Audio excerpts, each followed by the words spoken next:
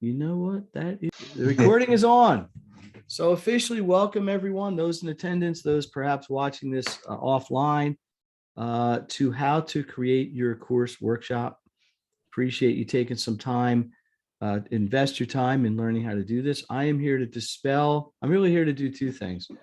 I'm here to do two things. I am here to teach you a system and show you a system that I think anyone can apply.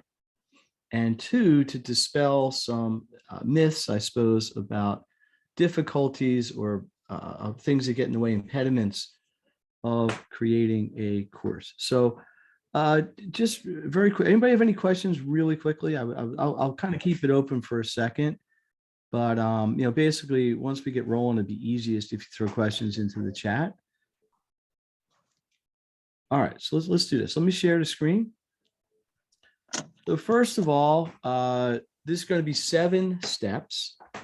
My basic idea for today is to cover the first 3 or 4 today, depending on how the time plays, and then do the second piece of these tomorrow. And again, this is designed, you don't have to take furious notes, although of course you're more than welcome to write down whatever you'd like or screenshots, whatever you want to do. But bear in mind that I am happy to provide people with this slideshow, so you don't have to necessarily create your own version of it. So my name's Steve Green. I am from the Philadelphia, Pennsylvania area. And I'm just going to tell you a little story. In 2015, I published a book. And the book was a culmination of a few things. I was then and still do run an education and tutoring company.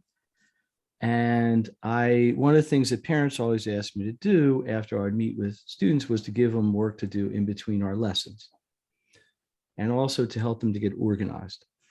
And I found the second one was really the greater need. Some of these kids really had very, very poor time management. They had very, very poor in ways to manage their information. They really didn't have any sort of daily goals or daily process. Now, of course, it's not all that realistic to expect a 12-year-old to generate these on their own. And frankly, without getting into indicting anyone, I don't think the schools do a very good job of teaching it either. So this book was essentially a culmination of various things I'd put together over a couple of years that were worksheets and handouts and things like this, which I gave to these kids to do to keep track of their time and stuff. Anyway, what the book did was it basically formalized this. So my book, and this is not really about my book, but it's about time management, it's about information management, it's about daily action. But here's really the point of the story. I wrote the book. I started selling the books on my own. I started selling the books through Amazon. And all of a sudden, a lot of people started buying them. And one day I got a call from a school in New Jersey, which wasn't that far from me, and said, hey, we got your book. We love it. We'd like to bring you in to do an assembly. Now, assembly is something, if you now the last time any of you were in a school, but it's basically a presentation you do in a school, obviously. And I thought, awesome, let's do it. When do you want to do it? Well, we got a cancellation. We have an opening on Monday. It was about 3 or 4 days later. And I said, sure, I can handle it. This is great. Honestly, I didn't have a workshop. I didn't have an assembly program, but it was only for 50 minutes. And I figured I could pull it off, which I basically did. But what it did do was it opened a big door. Now, all of a sudden, I had 2 products from the same product. So I had a book. Now I've got a live version of it. And I took that and I broke it down. And now I had a full 50-minute workshop on all the pieces of the book. And I created workshops on each one, the time management piece, the information management piece, the daily success plan, the scheduling, all that, putting it all together. Well, that was going well. I got all kinds of people coming in at once here. That was going great. All of a sudden, I was getting offers from schools. I was doing 1 or 2 of these a week around Philadelphia area, New Jersey. I went down to Virginia to do one, and so on and so on. Well, I quickly came to realize I can't be in 1,000 schools. There's only one of me. And I didn't really want to go to the direction of hiring a bunch of people to do this on my behalf. So I hired a crew to videotape as we used to call it then, to tape me doing one of these assemblies at a high school that was pretty close to it. I knew had good lighting and good sound. And then I took that and turned it into a video-based course, which I put online through a proprietary website I had. Now I went from one product, the book, to two products, the book and the assembly and workshops, to three, the book, the workshops, and video. So now I can get everything. People want to buy a book, buy one. I started really pumping a lot of stuff with this into YouTube. And all of a sudden it created almost like its own life of its own. It became a business within my business. So one of the lessons I'd like you to get out of today is, if you look on the screen here, there's 8 or 9 or 10 products you could create here. Courses, webinars, workshop, all different types of books, audio, one-page PDF giveaway types, things, live events, all these have subsets as well. And the idea is, if you get started with one, in my case, I wrote a physical book, you can morph it into any of the other ones. And this is one of the things I really help people with. And I want to encourage you to try to think about doing too, to the point where you could even conceptualize your original product with the ability to springboard it into some of these other things. So again, they all get done more or less the same way, okay, which is this 7-step process that I'm going to detail over the next maybe 30 or 40 minutes and then finish up tomorrow.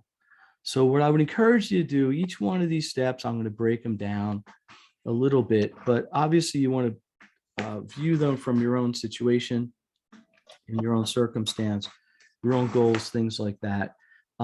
There's a couple points I'm going to pause and give you some time to digest things, maybe have some interaction, things like that.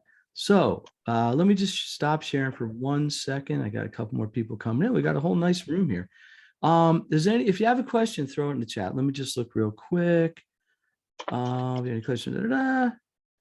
What's the last one on the slide? That's a good question. Hi, everybody. Hello. See a lot of familiar faces in here. Yeah, welcome everybody. If you're just coming in, the last one's live streams. So let me share this again.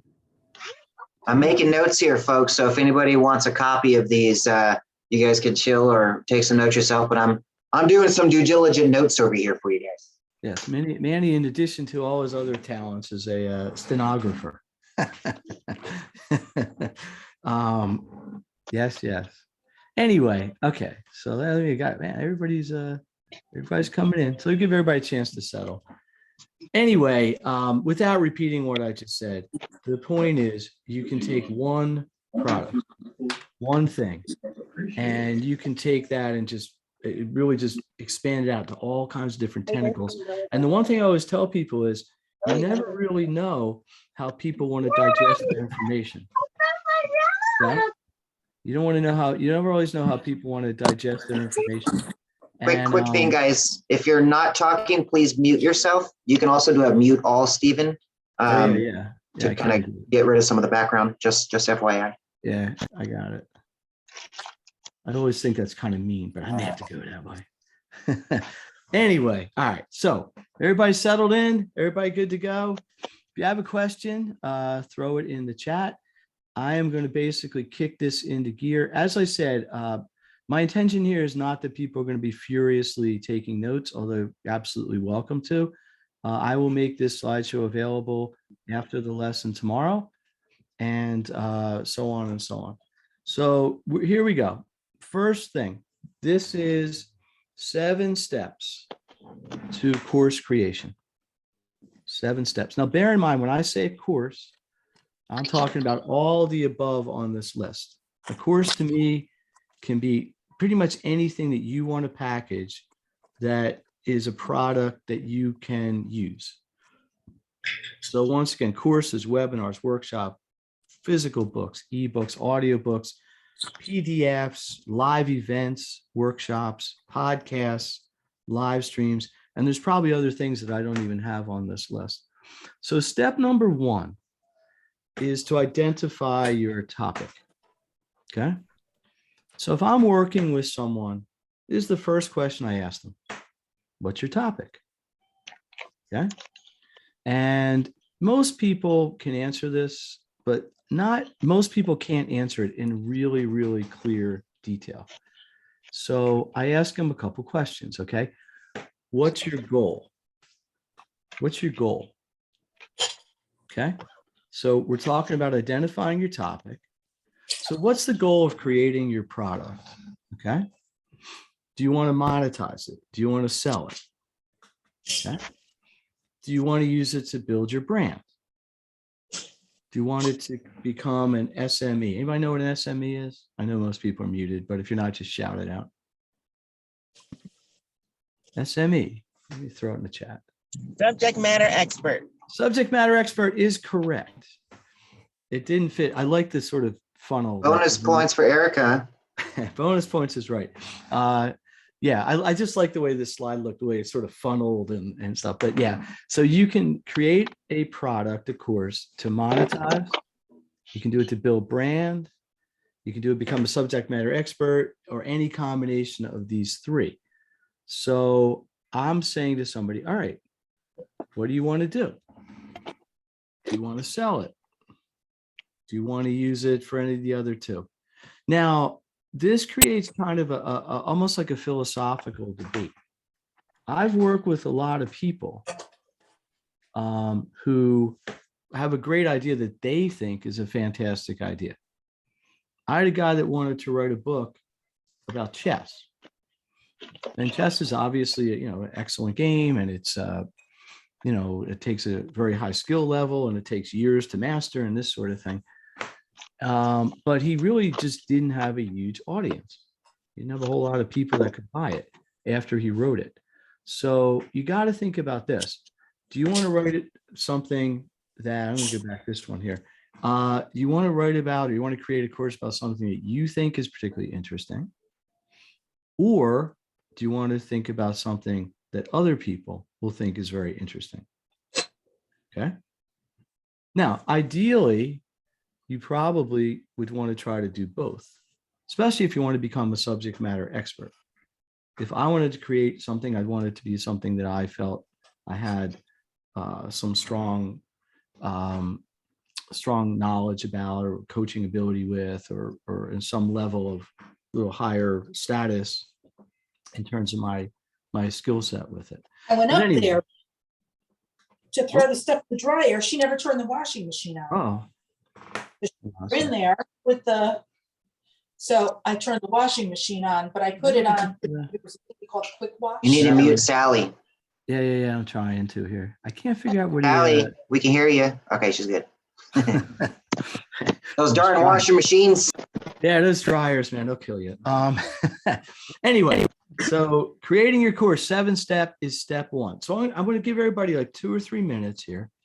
And just think about this, and feel free to throw some questions in the chat if you want. But think about, if you were going to create a product, if you were going on that journey, what would your topic, or maybe topics, be? Okay. And if you want to throw it in the chat, feel free. Yeah, put it in the chat. I'm putting mine in the chat. Yeah, go ahead. So actually, why don't we do that? Why don't everybody, if you have a topic, something that you already think you're writing about, and those of you did complete the survey, and thank you for doing that. Some of you had some really good topics. So what would your topic be? And then maybe as a secondary thing, is your goal to monetize, brand build, status, position yourself, or any of the above? That's Manny's got a good one. How to capture more speaking opportunities. Love it. Without ads or email campaigns. I like that.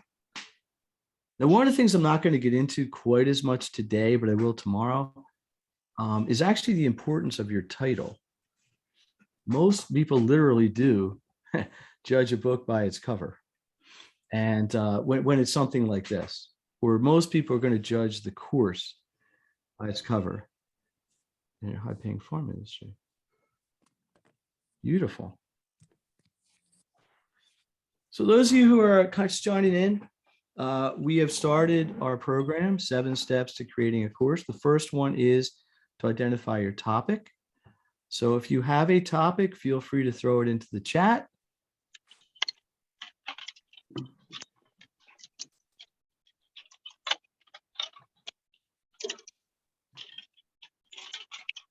There's been a couple of them in here. Start reading some of these off. Yeah, You've got like Ollie's, how to invest in real estate, both passive and actively. It's pretty cool. Yeah, Giamatti, I have a business where I teach people to enter high-paying pharma industry. There you go. Yes. So I've already taught this course a few times, and just to help people get on their feet. Gotcha. Right now, I have 250 people waiting to kind of like join, and I'm really kind of struggling to do. You need you could do one of two things. You can clone 250 of yourself, or you can put together something that has a mass capability like a course. This is, I think you're in the perfect place. How do I, Pam says, limit anxiety and fears without medication. Excellent. Bob says, why video creation services help business owners promote their businesses. Vic says, business networking. And of course, around my book, The Lori Factor. Oh, I like that. Live your life where you were born to live. Excellent. All right. So step one is to identify your topic. Let's move on here. Step two, and in retrospect of having worked with people, I think two might actually be the most important one of the seven in a way, because what it's going to do is it's going to set up the voice or the sort of level of your book. The book I wrote was written for middle school and high school kids. Okay. It wasn't written for their parents, although typically the parents buy it and give it to the kids or impose it upon the kids, I guess, depending on your perspective. But to identify your target audience is very important. What this does is it helps you to identify the level or the maybe intensity or the technical scale that you want to be on. So again, once again, identifying your topic, number one, identify your target audience, number two. Now, here's some things you want to ask yourself. And again, I'm going to go a little slowly here, give you some time to process this, maybe 4 or 5 minutes. So target audience, where are they? How are you going to reach them? Okay.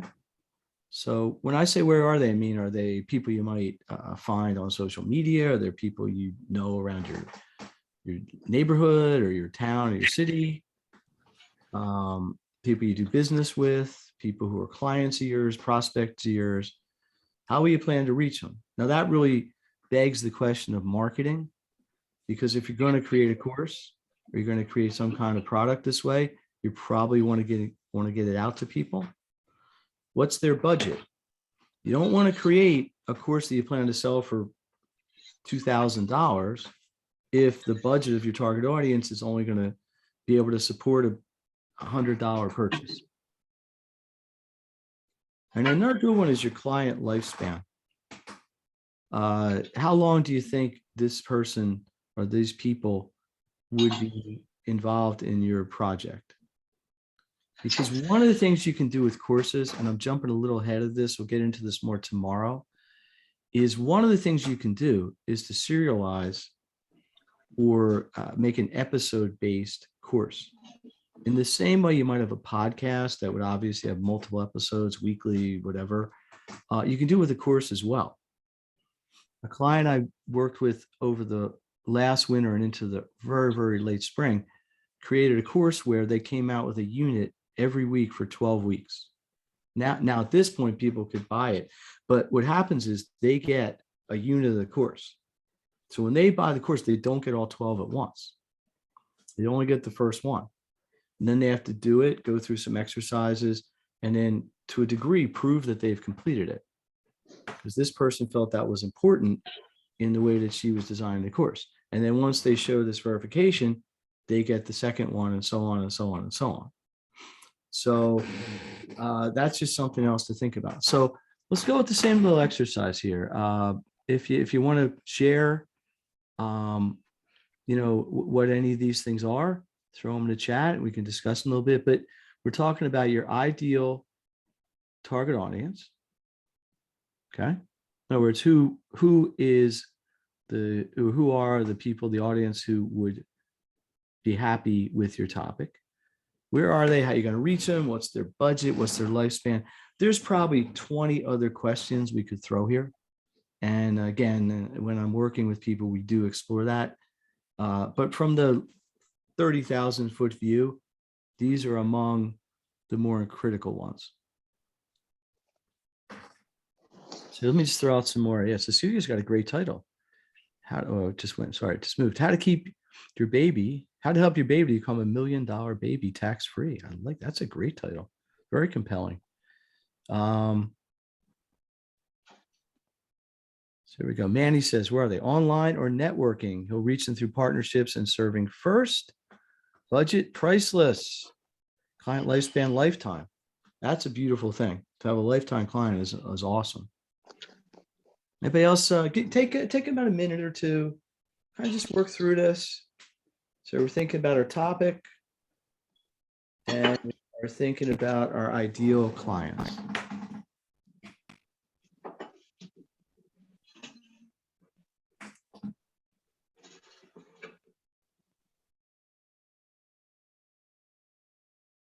I feel like we should have some like Jeopardy music in the background. Dude, yeah, I know it is. Dude. You got the dishes or whatever there. I got to figure out how to. LinkedIn. Are you good at LinkedIn, Julia? Like, I don't know many people that are really efficient with LinkedIn, but so many people want to be. It's like this hidden gem of opportunities that no one knows how to use yet. How's your LinkedIn strategies going? Yeah, LinkedIn, obviously a biggie. There's a lot of so-called social experts out there who, you include LinkedIn in their strategies, but there's a lot of good ways you can do that. Let me just check one thing here. I haven't figured out LinkedIn myself. I'm an automation specialist. Facebook is good for me. My experience has always been, once I think I figured out, they change it on me. As soon as I think I figured out a good algorithm and I'm making headway with it and I'm getting connections and so on and so on, they change their algorithm. But yeah. All right. At this point, anybody have a question? If I have anything they're unclear about? You've got them speechless. Yeah, it's good. Okay, I'm going to take that as a good sign. All right, let's get into number three. So we have, just to review a little bit, we're going to identify your topic and identify your target audience. Hang on, I'm going to mute everybody. Okay. So, and then 3, decide on your media. Okay. Decide on your media. Now, if you missed the beginning of our presentation, I'm going to just roll back. This is a list of potential media, and there are more than this. This is certainly not completely all inclusive. Okay. But my suggestion always is to start with one and roll from there. Okay. So you want to decide, are you going to create a course? Are you going to make a webinar? Are you going to have a workshop? You have a physical book, an ebook, an audio book, PDF, live event, podcast, live stream, or something that isn't even on the list. Now, one thing I said before, and again, I'm going to repeat it for those people who weren't able to get it right in the beginning. What you're hopefully planning to make, or what your vision is, or your dream here, does not have to be some monumentally huge, incredible tome of work. I have helped people make 5-minute videos, 10-minute videos, 6-page booklets. How long was it? 8.5-minute audiobook. Podcast can be almost anything. I've coached people on revving up podcasts, and they're like, well, doesn't a podcast have to be an hour long? No. Most of mine I do personally are 8 to 9, 10 minutes. Don't have to be real long. So don't kind of inhibit yourself with this thinking that, oh, I can't write a book because it has to be 800 pages, or if I get involved at a live event, it's got to be 3 hours long. But anyway, so again, anybody want to throw their favorite here in the chat? There you go. Yeah, Holly, I need you, of course.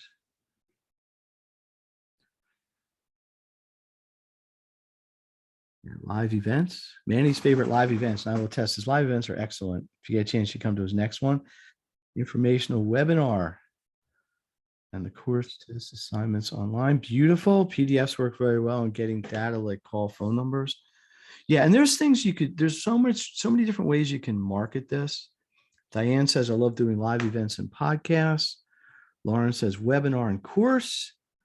I'm going to give you 2 more minutes here to digest this, and we're going to move into number 4. We were hustling. We may get through all 7 today, but that's okay. I'm not rushing. I just want everybody to make sure they get what they need. All right, so let's move on. So now here's the thing. I am big on in repurposing, and here's how this works. It's really not complicated. Whatever you start with, and I told the story before about my book. It's very simple to take one of these media and convert it, morph it, transform it into several other ones. In my case, I took a paper book, a physical book, turned into a live event workshop, and then actually multiple workshops, a series of workshops, which I then turned into video-based courses, a series of videos on each one. That was all the same time fueling my blog, which isn't even on this list. I guess I could put that here, and podcast, and most recently, more live streaming. So I took basically one product, and which is now living and breathing in about 6 different forms. Why did I do that?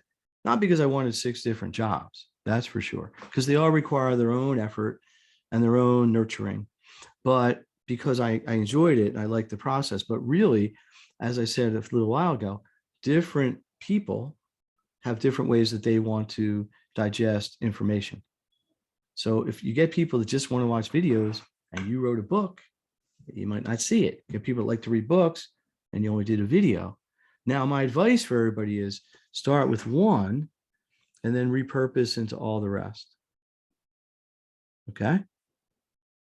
All right. Let me see if there's any questions or anything. Yes, Lauren, thank you. Lauren says that makes sense to repurpose. He's right. Very smart guy there. Repurpose. So this is all about ultimately creating your masterpiece. I was doing a workshop once. I'll digress for just 30 seconds here. And it was sort of a book. It was like I had done a book tour when I posted my book, and that's really glorifying the work. So we did a bunch of Barnes and Nobles and any place people would have me. But one of the last ones, I combined it with a workshop about my book. And a guy came up to me and said, well, I've spent, I forget it was 23 or 25 years writing a novel. 23 or 25 years writing a novel. And I said, great, man, it must be unbelievable. And he goes, I don't know if it's ever going to get done. And I think the message there was just keep this simple. Get a message, get something you want to say, make it finite, and then just make it happen. Okay.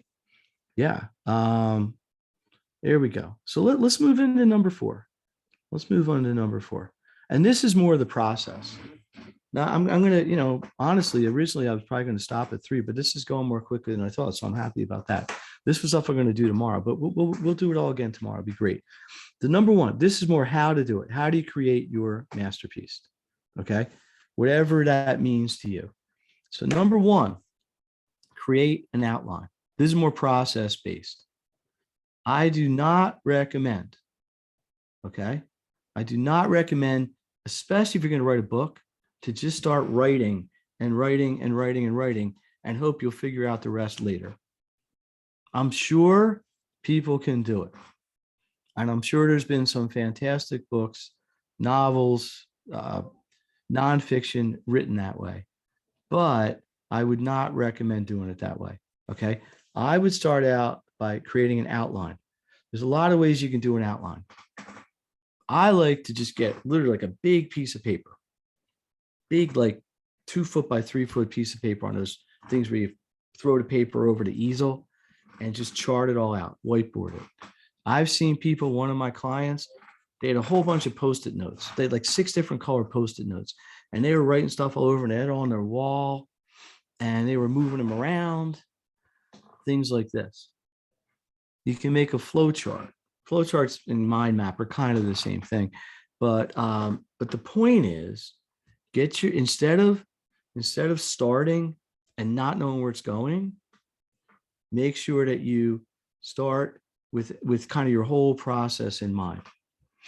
You don't have to overcomplicate it. That's a risk that happens, but get a plan, and you don't have to break it down any more than just what your ideas are. Sometimes one of the really simple formulas for writing is you just have an idea, and writing is kind of the root of all of this.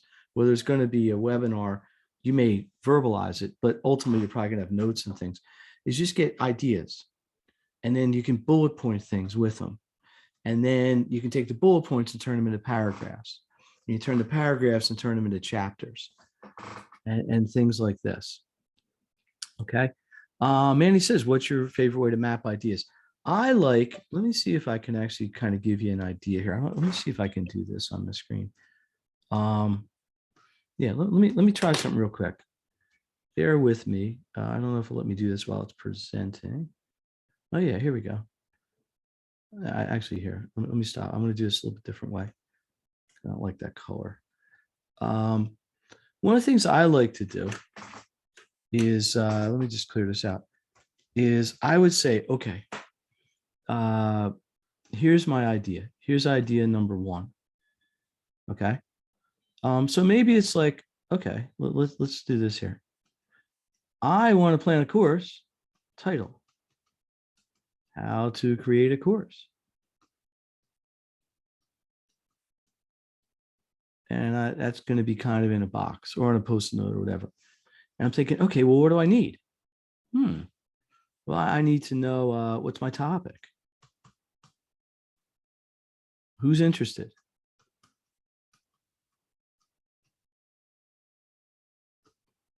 And pardon my horrible handwriting. What am I going to do? What's my media? Okay. Where am I going to sell it? And I'm really just brainstorming. Okay. Let me think of one more. Media. All right, let's just leave it at this. So now I'm going to kind of bring it together. Well, it's going to kind of start here, go to here, go to here, and then maybe this is going to kind of interact with that. So I just do this personally, this kind of a free-flowing sort of idea. And man, I got people coming in and out. Sort of a free-throwing idea.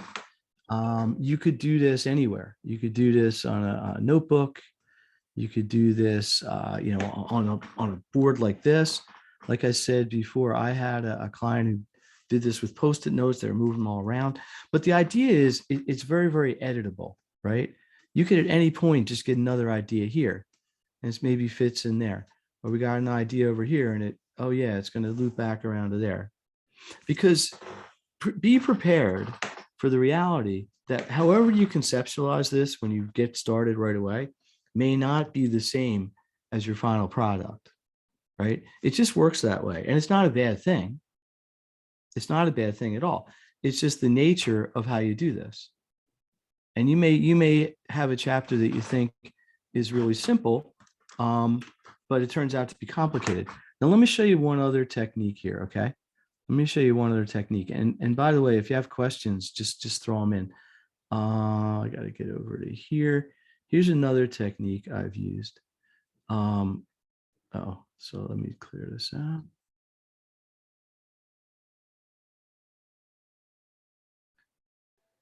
Just add a new slide instead of duplicating. Yeah, I did. All right, so here's another technique I've used, okay? And this is just how I think, so it may not be the same way you think. I just get an idea, I want to create a course right now. I'm working on myself, creating a course on just like efficiency practices, like how to be time efficient. I observe with a lot of people I work with and coach and teach, they just plain waste a lot of time. Not necessarily consciously, whatever. I'll say, okay, get a calendar. Okay.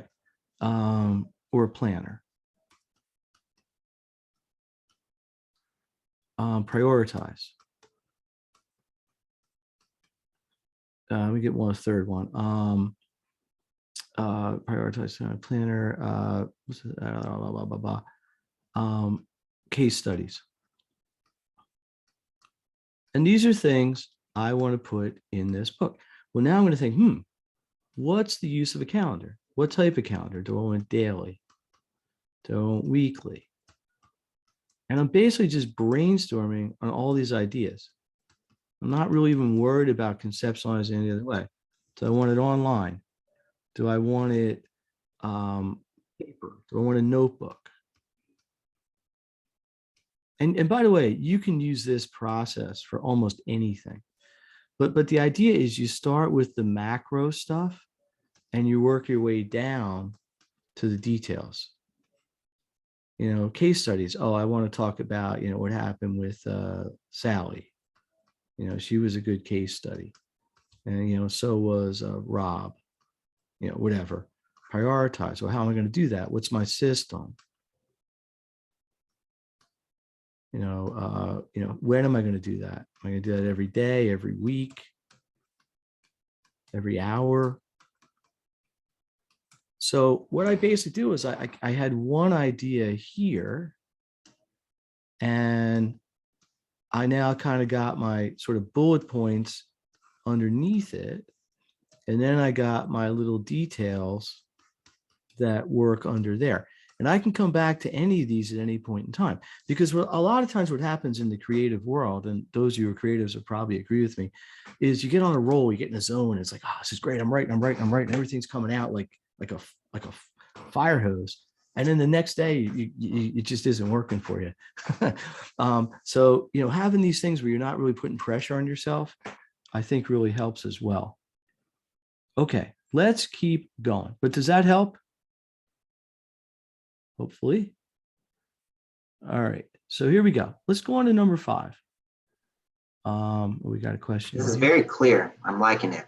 Very simple, straight to the point. I think, you're not getting a lot of questions because it's very easy to follow. Maybe except the chicken scratch, but outside of that. Yeah, no, I did apologize for my handwriting. I had a 3rd grade teacher, Mrs. Valvardi.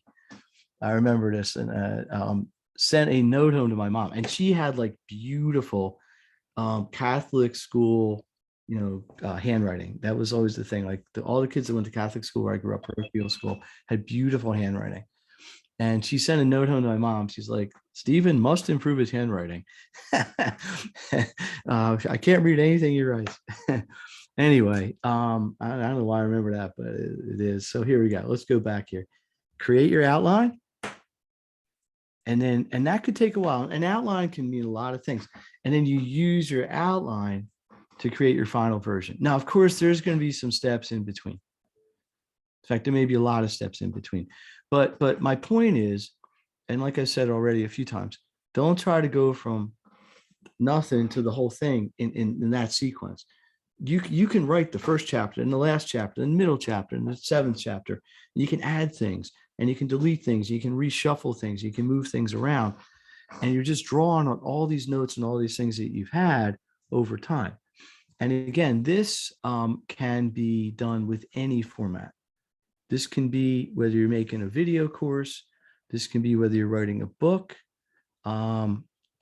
This can be through anything you're doing, because what we're really talking about here is your underlying information that you're going to use in order to create your final product. Okay. One of my strengths and one of the things I enjoy in my background in education is formalizing the way that people can teach things and present things in a way that's logical and in a way that the end consumer can understand. So here's a couple of things you might want to ask yourself. How do you want to use your media? Okay. Now, again, this is about making your final version. Okay. If it's a video, do you want to have one 60-minute video, or do you want to have 5 12-minute videos? Now, why does that matter? Well, it may affect the way you design your course. Maybe at the end of each one, you've got some sort of closure exercise. Hey, today we learned about creating your final version. Go home and write a couple paragraphs about this, this, or this. So the way you structure your course may modify or may in some ways change the way that you might want to actually create the course, and vice versa. Do you want to have content checks? Okay, now the educator in me always says yes, but do you want to have a situation where you're doing a workshop or a live thing where you just blow right through, and after 2 hours, an hour, 3 hours, whatever it is, hey, anybody got a question? Or do you want to have points in the middle, maybe every 10 minutes? All right, let's make sure everybody understands this. Let's check for content. Let's check for understanding. So what is one of the media you could use to create your course? Everybody got one? Everybody got a working title? Everybody have an idea how they want to structure this? Everybody have a way they want to organize their ideas? Okay. The other thing is follow-up. Okay. If you're going to put a course out there, okay, and I'm obviously an author or a presenter is not going to have, a deep, intimate relationship with every single person that consumes their product. But do you want to have a way that people can get with you? Do you want to include in your course, hey, by the way, glad you bought this, glad you're using this. If you want to get involved in a mastermind group I'm doing, for example, here's an email you can send me, or click here to click on a link to go to a survey to tell me about your course. That's something I'm personally building in to a lot of things I'm doing now. And I use JotForm. It doesn't really matter. There's a lot of these that you can use. And, but the point is, I'm trying to keep the conversation going. I wanted the product to also be something that maybe creates a relationship, a business relationship, or potentially a collaborative opportunity or a joint venture opportunity. So I'm building into my courses, typically towards the end, or certainly at the end maybe of each chapter or each episode, and the same thing in podcasts, the ability for people to go to links where I can collect some information. In the same way that those of you who registered for the course, told me a little bit about what you're interested in doing and what your sense of urgency is, and what you think you want to get out of this. And I did look through all of them and I reviewed them. Anybody wants to follow up, I'll break any of that down with you. So you might want to, these are all things you might want to build into the final version of your course. And then here's some other things you just might want to think about, because people just tend to forget about these, is creating a course, regardless of the media, is not necessarily limited to just the course. You may also want to have an abstract. So I'm going to use a book just as the example. I write my book. Well, maybe I also want to create, so my book, I don't know, is 10,000 words. Maybe I want to create a 350-word abstract that is a very, very concise and a very succinct summary of the book. Why would I want to do that? Well, it's way easier to put that on social media or into any place where you could use to market it. Maybe you want to write 1 or 2 paragraphs about the author. Dr. Green was born here and here. He went to school here. He's got 8 cats. You want to have that. You want to have all this stuff ready. Okay. You may want it to refer to other work you have. If this is your first piece or your first piece of content, you probably wouldn't be able to do number 3. But if this is your 3rd course, or you have more to come, hey, if you liked what you saw here, be sure to check out my other thing, whatever it's called. And again, the contact methods, how open do you want to be with that? A lot of people put their LinkedIn link or something like that. Most people aren't going to put their phone number when you do a course. All right. Number 6 is the moment everybody's waiting for. Publish. Get it out there in the world. Many many ways to do this. In a sense, it's going to be directly linked to what your media is. Clearly, if you've created a video-based course, you're going to need a video-based platform to propagate it. Okay. And sorry, I'm checking the chat here. If you've written a book, you're going to need a place to publish it. And I have sources for every single one of these. I didn't want to put the list here. This is something, if you want, reach out to me one-on-one, because there's some that work well for me that may not work for you, or vice versa. If you're going to do a podcast, you need a platform to host your podcast. If you're going to live stream, you got to have a way to live stream, so on and so on and so on. But you need to have a platform to market your product, right? Especially as you repurpose. Okay. So as you're repurposing, okay, I got my book and I got it selling on CreateSpace, and I got it selling on Amazon, and I got it selling on all these other places. Wow. Now I want to start a podcast. Can't do a podcast in the same place. Now what? Oh, I got to go research all that again. Well, that's one of the things I'm here to help you with, is knowing your platform. Okay. Jimmy, yes, I have lots of examples of platforms. Like literally, as I spent a lot of time, like weeks, researching them. I have a personal favorite for each one. I wasn't going to get into them, at least in the context of what we're doing today. But if you want to, I'd be happy. If you want to reach out personally, I'll get into that. It's completely dependent on what your product is as well. But it's important to know. And then finally, I got a couple for number 7. We got a bonus here. Okay. Number 7, it is time. Now that you've published, and by the way, I know you all know how to get hold of me, but I'll put my email in the chat, and I will put my phone number in there. We're going to wrap this up in about 3-5 minutes. Monetize, build your brand, become a subject matter expert. Okay. Now, here's the other things you can lead to. So my story, real quick. I wrote a book. I was able to monetize it. I didn't sell my book for that much. My book was $10. My royalty was $5.35 out of the 10. All the other people kept the rest. That's not that much money, but it's pretty cool when you sell 30,000 of them. Yeah. But you know what the book did too? It built brand. And I get people coming and say, wow, this book's great. We want to talk to you more. We want you to do other things with us. It enabled me to become a subject matter expert in my field. I would like to think I was already one to some degree, but really elevated it, which is education. I got invited to be a speaker at all kinds of things, educational conferences, workshops, local, national. I got to go to Orlando, Texas, San Diego, some cool places to speak. Now, of course, that all got cut back in the last year. It enabled me to teach and coach people. I never really set out to become a trainer of people, teach them how to do courses. That was never really my big goal in life, but I enjoy it. And the whole impetus, what set this off. And if you got to see my live streams this week, on October 26th, my 100th client who I helped with courses published their course. I said, wow, this is great. We got to celebrate. Well, how am I going to celebrate? Let me celebrate by trying, give this away to a bunch of people if I can. So again, real quick, you can monetize, you can build brand, you can become a subject matter expert. Maybe you become a speaker. Maybe you're using this to become a speaker, teach and coach, start a mastermind. Now that you're a master of this, get people together, bring them together, get people to collaborate. And these are all things you can do now that you've published. But the reason I put them here is because I want people to think about this right from the get-go. Okay.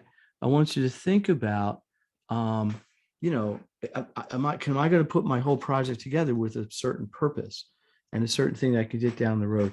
And then here, finally, as an appreciation of everybody coming out, I am happy to get together with anybody for a half hour. And in my world, a half hour could really mean 2 hours, because once we get to talking, I don't like to just cut it off. But anybody that wants to, sort this out and figure out what your path is, and hopefully put these 7 pieces together.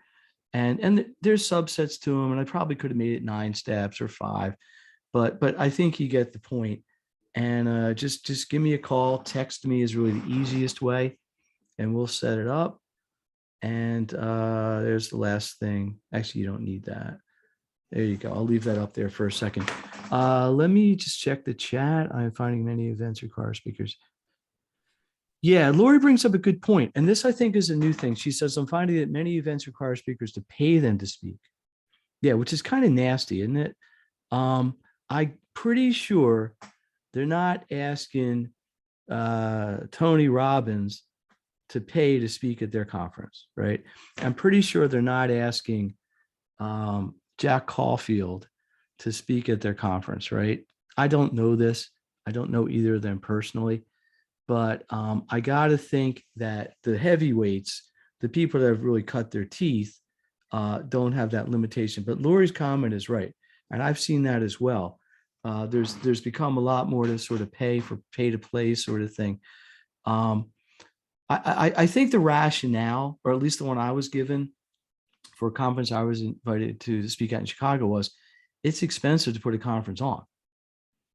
And, put a conference on, rent a hotel, do all the pub, get the word out, social media, yada, yada. The organizers might be risking 20, 30, 40,000 bucks.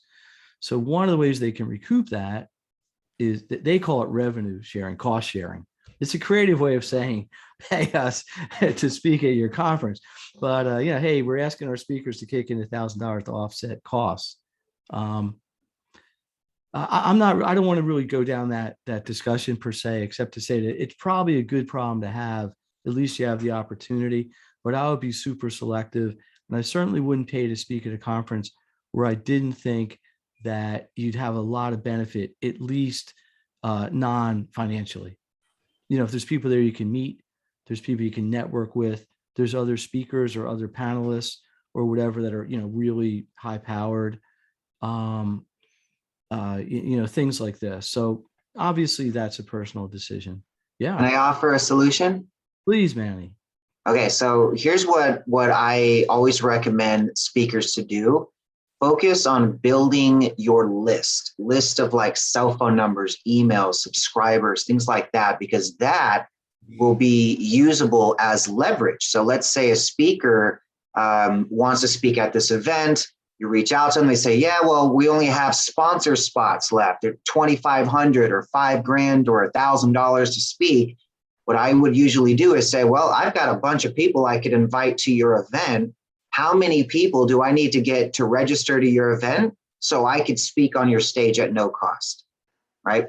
And then you could even structure something where there's some type of, follow-up trade value or something in that sense. But I always look to do a trade because an event always needs more people, yes, always needs more collaborative opportunities. And if you have a way to create that win-win, I don't think I've paid to speak on a stage like ever since having this type of leverage. I can't remember a time where I've had to pay. The only time I pay is paying for travel, right? But to sponsor an event, in a sense, is what they're looking for, is they need more eyeballs. They need more people in the room that could generate more eyeballs. So if a good event producer knows how much per head they're going to have in the room, then all you need to figure out is, well, how much is trading value from within my community just as good as me being there as well? Because, for an example, I'm going to be at this event later this month, and normally it would be a cost to even get attendees in. But then I say, well, what if I invited people from my network, but you got to get them in for free because they're on my group.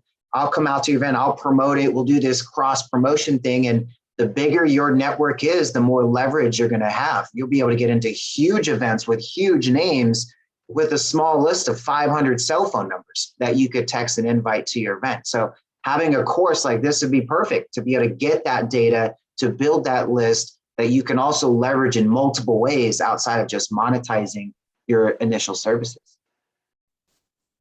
Yeah, I love that. And I'm sure there's a lot of creative ways you could do this. Listen, here's what we're going to do. It is 2:00, at least where I am, 11. It's lunchtime for Manny, or late breakfast for Manny.